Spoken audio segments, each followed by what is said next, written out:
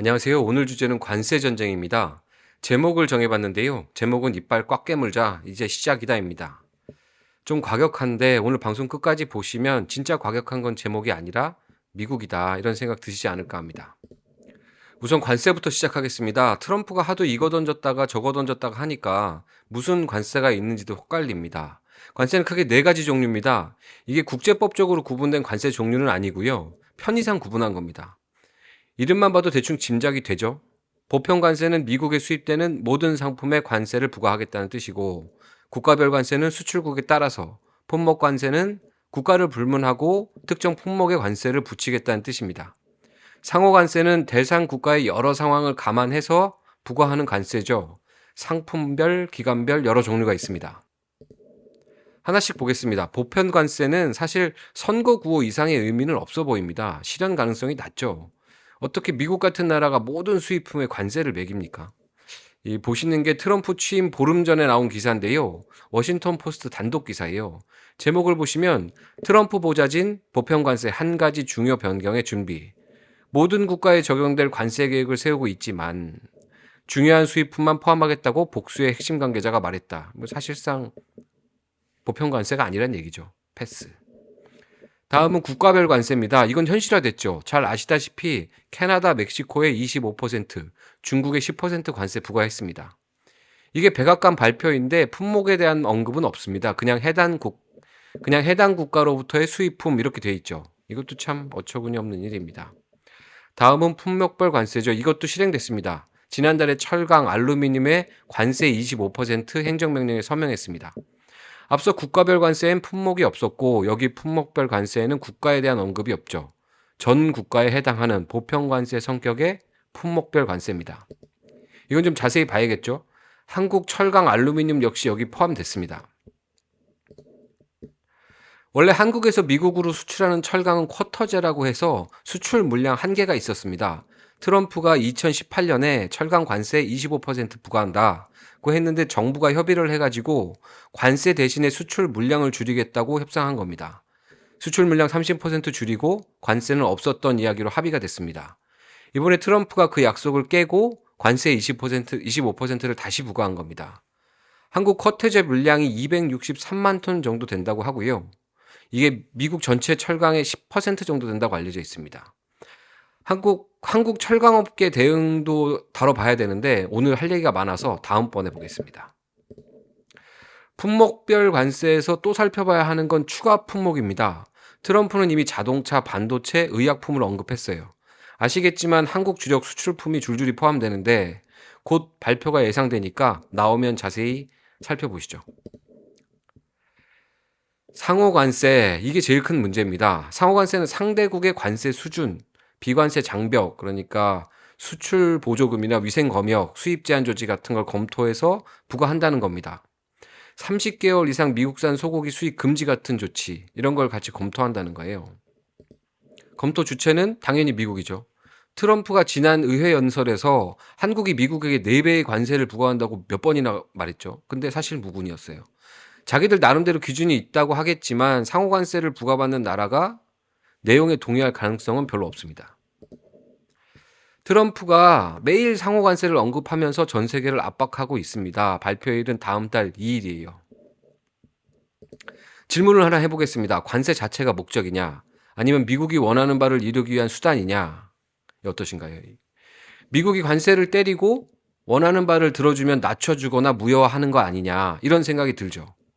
실제로 캐나다나 멕시코는 관세를 부과했다가 미국의 요구 들어주니까 연기했다가 반발하니까 추가로 관세 부과했다가 추가 부분은 취소했다가 나머지는 연기했다가 이렇게 오락가락하니까 관세가 그 자체로 목적이냐 아니면 협상을 위한 수단이냐 이런 얘기가 나옵니다. 특히 걸려있는 게 많은 한국은 여기 관심이 많습니다. 알래스카 LNG 개발 참여, 에너지 수입 확대, 반도체 보조금 지급 중단, 조선업 공조 등등등등 미국이 한국을 압박하고 있는 사업들인데요. 이게 목적은 분명하죠. 미국 현지 투자를 늘려라. 그런데 이 사업들과 관세가 관련 있는 거 아니겠냐. 요거를 들어주면 관세를 낮출 수 있는 거 아니냐. 정부가 빨리 협상해라. 이렇게 되면 미국이 발표하겠다는 관세는 협상을 위한 수단이 되는 겁니까? 이 사진 기억하실 텐데요. 트럼프가 한 행정명령 쇼케이스입니다. 행사장에다가 지지자들 잔뜩 모아놓고 무대에 트럼프가 책상에 딱 앉아가지고 명령 하나하나에 사인합니다. 사인하고 막 사인판 펜 던져주고 박수치고 막 이런 건데, 이 영상 보신 분들 많으실 텐데 참 우리가 보기엔 나쁘끄럽죠. 이때 보기 싫지만 봐야 됩니다. 이때 서명한 내용 하나하나가 매우 중요해서 그래요. 이게 대외경제정책연구원이 트럼프 행정명령을 정리한 걸 제가 다시 정리해서 가져온 거예요.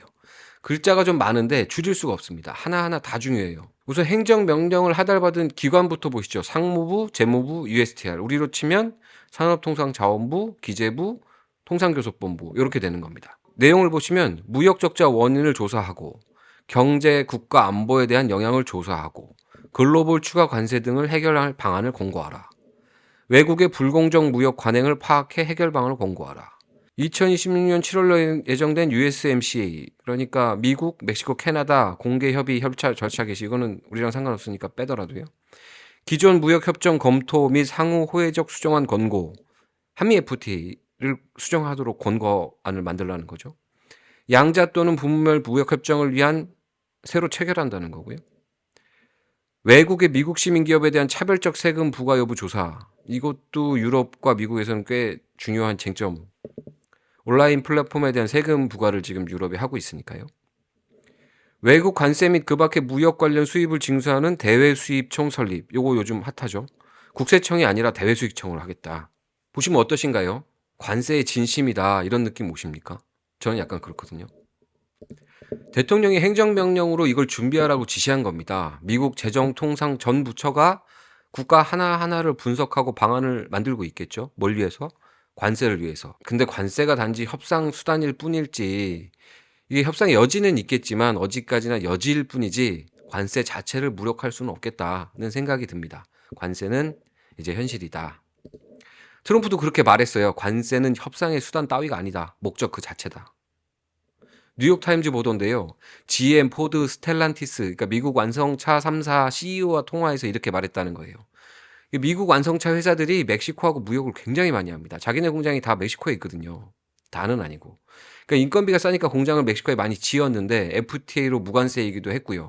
그런데 거기다 관세를 부과하면 어쩌냐. 이건 멕시코에 부과하는 게 아니라 미국 기업한테 부과하는 거다. 반발한 거죠. 근데 트럼프는 후퇴 없다. 안전벨트 꽉 매라. 못을 박았다는 겁니다. 그 자체로 목적이다. 반드시 실행한다. 네. 생각해볼 문제가 또 있습니다. 미국이 자국 투자를 압박하고 한국 수입품에 관세를 부과하면 끝날 것이냐. 그렇지 않을 것 같다는 거죠. 지금부터가 진짜 주제입니다.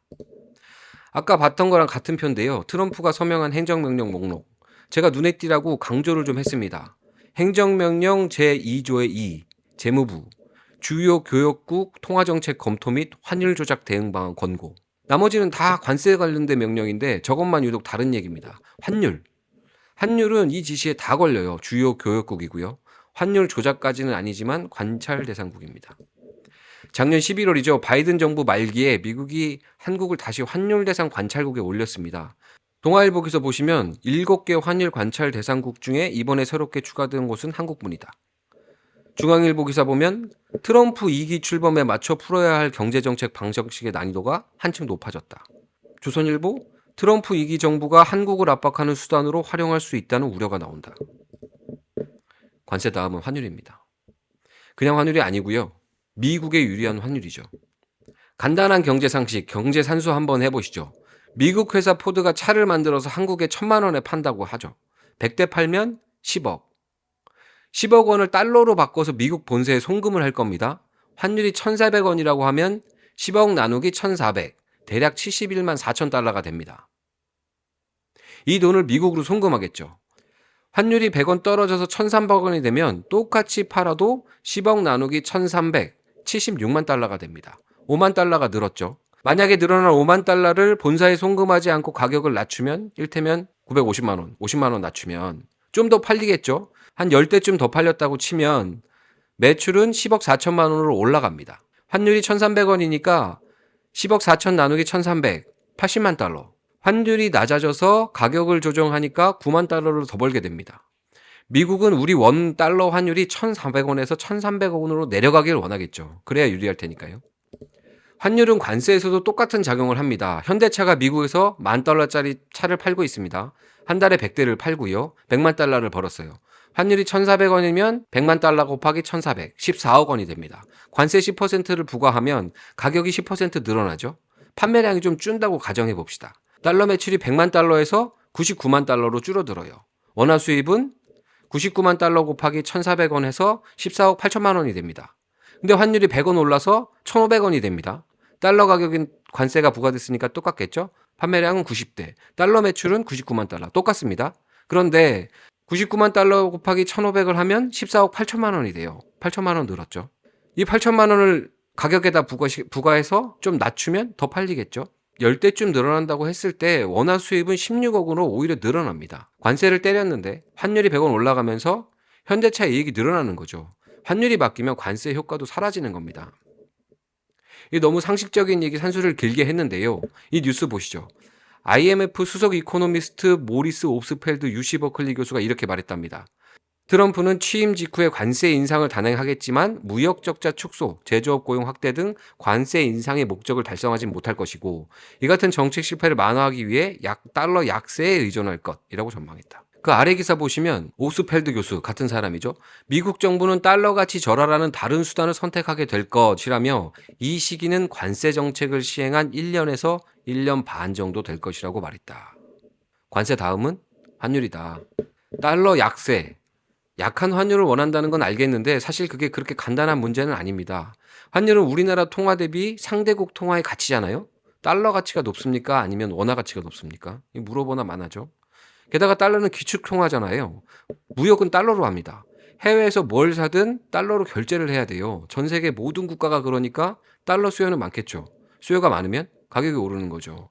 미국이 달러를 계속 공급하니까 환율은 오르락 내리락 하지만은 기본적으로 미국 달러가 원화에 비해 가치 있는 강한 통화라는 사실은 변함이 없습니다. 가치가 낮은 달러, 이른바 약달러는 구조적으로 어렵다. 그 어려운 걸 미국이 하죠. 1985년에 플라자 합의가 있었습니다. 40년 전이죠.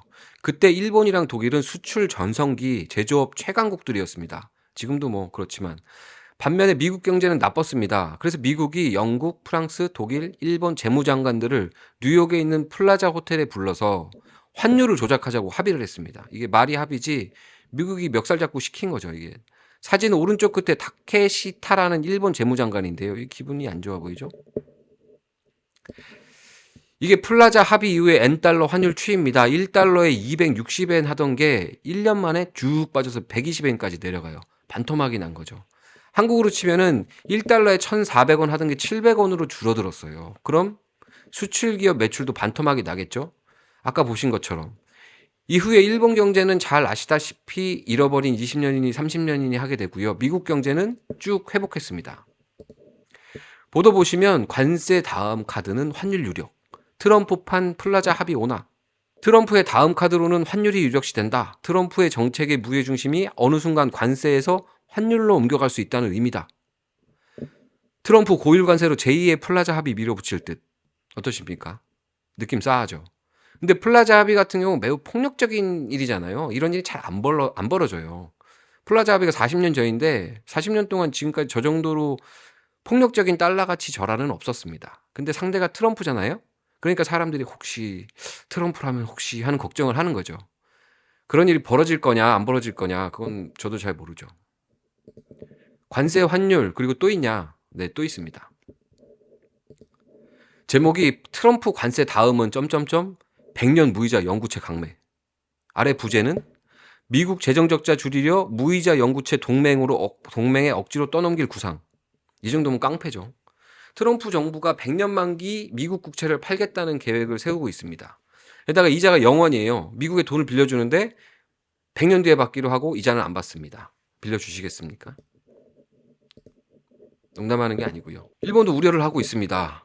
트럼프 100년물 국채 전략, 미일 안보에 영향 미칠까? 니혼게이자의 신문 편집위원이 일본을 포함한 동맹국들의 금융구조를 장기적으로 미국에 묶어두려는 전략이라고 풀이했다. 이 전략이 뭔지 알아보겠습니다. 스티븐 미란이라는 사람입니다. 현재 백악관 경제자문위원회 의장, 미 재무부에서 정책고문으로 근무한 경력이 있습니다. 하버드 출신. 누군지 저도 잘 모르는데요. 앞으로 좀 잘 알아둬야 할 것 같은 생각이 들어요. 그래서 소개를 했습니다. 이 사람이 왜 중요하냐? 작년에 11월에 쓴 보고서 때문이에요. 국제무역 구조조정을 위한 안내서 A User's Guide to Restructuring the Global Trading System. 제목은 온건해 보이지만 내용은 매우 과격합니다. 지금까지 말씀드린 관세부가 환율 조작 등의 계획이 이 보고서에 다 들어 있습니다. 나중에 한번 꼭 읽어보세요. 저한테 가장 충격적인 내용이 이 100년 국채 강매 계획인데요. 개념은 간단합니다. 미국은 안보구역을 제공한다. 안보구역은 공공재이며 동맹국들은 미국 국채를 매입함으로써 이를 재정적으로 지원해야 한다. 안보구역은 자본재이며 단기 채권이 아니라 초장기 100년 국채로 자금을 조달하는 것이 최적이다. 안보구역에는 철조망이 있다. 만약 단기 채권을 장기 채권으로 교환하지 않으면 관세가 부과될 것이다. 1번이랑 3번은 간단한데요. 2번은 좀 자세히 봐야 됩니다. 외환보유고라고 들어보셨을 텐데요. 이 외환보유고 상당 부분이 미국 국채입니다. 표를 보시면 1위가 중국, 2위가 일본, 쭉 내려가면 한국이 4,110억 달러 외환보유고를 갖고 있다는 뜻이죠. 4,110억 달러면 하나로 560조쯤 되는데 이걸 현금으로 갖고 있을 리가 없잖아요. 어떻게 보유하고 있냐? 오른쪽에 보시는 그래프가 그 구성입니다. 정부채 45%, 정부기관채 13%, 회사채 점점점점 다 채가 붙은 채권들이죠. 정부채가 45%로 가장 많은데 이 정부채 대부분이 미국 국채입니다. 4,100억 달러의 45% 정도, 1,800억 달러인데요. 이율이 1%만 돼도 1년 이자 수익이 2조 8천억입니다.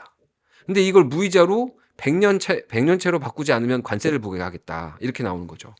안보의 대가로. 그냥 깡패입니다. 깡패. 미국 정부 부채랑 이자 비용에 대한 표입니다. 빚 늘어나는 속도가 아주 살벌해요. 2015년 18조 달러, 2024년 10년 만에 35조 달러. 2배가 됐죠. 이게 얼마나 큰 돈이냐 그러면 우리나라 85년치 예산이에요. 8.5년이 아니고요. 돈으로 치면 5경 1,408조 원. 이게 얼마나 큰지 감도 잘 안 옵니다. GDP 대비 부채 비율이 100%에서 124%로 한국의 2배입니다. 한 해 이자만 9,500달러. 1,380조 원. 자기들도 불안할 겁니다. 야, 이거 우리가 언제까지 이거 계속할 수 있냐? 이런 불안이겠죠. 이게 100년 국채는 미국의 그런 불안함을 드러내는 무식한 정책이라는 생각이 들어요. 단순히 재정 적자를 해소하는 걸 넘어서 흔들리는 달러 패권을 아주 폭력적인 방식으로 유지하겠다. 안보와 재정을 결합해서 그 돈은 약한 국가가 삥 뜯어가지고. 관세, 환율, 안보와 금융의 연계, 이 시나리오가 스티븐 미란 보고서에 들어있어요. 검색하면 금방 나오니까 꼭 보시길 권합니다.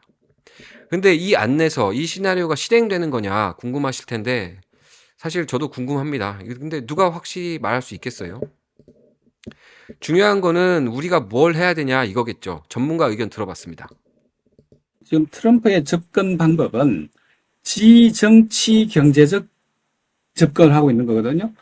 이게 문제를 과거는 통상, 금리, 안보 이런 게 아니라 종합적인 접근을 하고 있는 거예요. 이건 굉장히 새로운 거예요. 우리도 새롭게 뭐랄까요? 이 무역 전환 효과를, 이 카드를 만들어내야 됩니다. 우선 그 무역 다변화 옛날부터 해왔던, 그러기 위해서는 중국과의 관계를 빨리, 신속히 복원해야 됩니다. 당연히 동남아 시장이죠. 동남아 시장 규모가 엄청 커졌잖아요. 그거는 의문의 여지가 없는 거고, 특히 에너지나 이런 부분에서 우리가 에너지 자립할 수 있는 구조가 아니라면은 에너지 수입 구조선부터 다 변화해야 되는 거예요.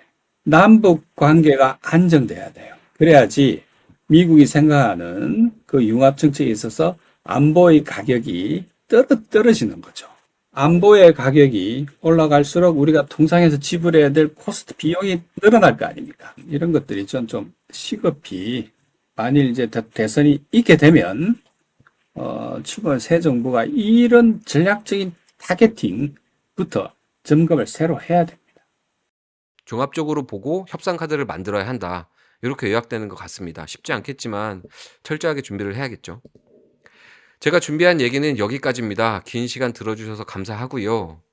이 윤석열 파면시키기도 바쁜데 파면 다음에 더 답답할 수 있다 이런 얘기 전해드려서 죄송합니다. 근데 놓치셨을까봐 좀 정리를 좀 해봤습니다. 다음 주에 다시 뵙겠습니다.